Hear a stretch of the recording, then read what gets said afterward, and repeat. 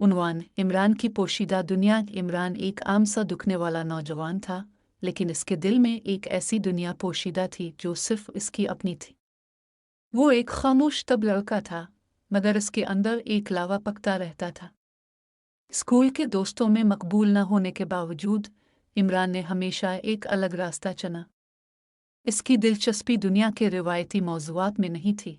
वो साइंस और फ़लसफ़े के गैर मामूली सवालात में गर्क रहता। एक दिन स्कूल के बाद इमरान ने घर जाने के बजाय शहर की पुरानी लाइब्रेरी का रुख किया।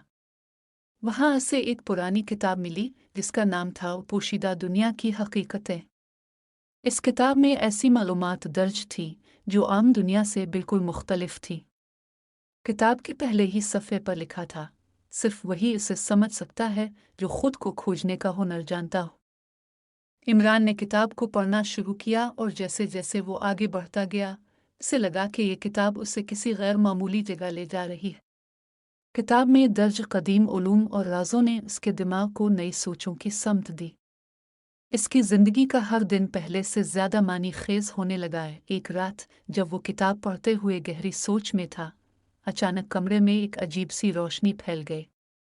इमरान ने आंखें खोली तो देखा कि किताब के सफ़हात खुद ब खुद पलट रहे हैं। फिर एक नर्म सी आवाज़ सुनाई दी, तुम तैयार हो इमरान? इमरान हैरान रह गया। इससे पहले कि वो कुछ समझ पाता, वो खुद को एक नई दुनिया में पाया। एक ऐसी दुनिया जहाँ हर शय का ताल्लुक अक्ल और दानिश से था।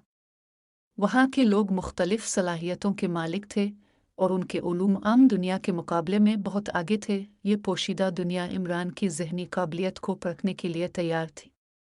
इमरान ने वहाँ के उलूम सीखना शुरू किए और जल्द ही वो उनमें माहिर हो गया। वो जान गया था कि इसके पास दुनिया को तब्दील करने की ताकत है, मगर इस ताकत के साथ बड़ी जिम्मेदारी भी थी।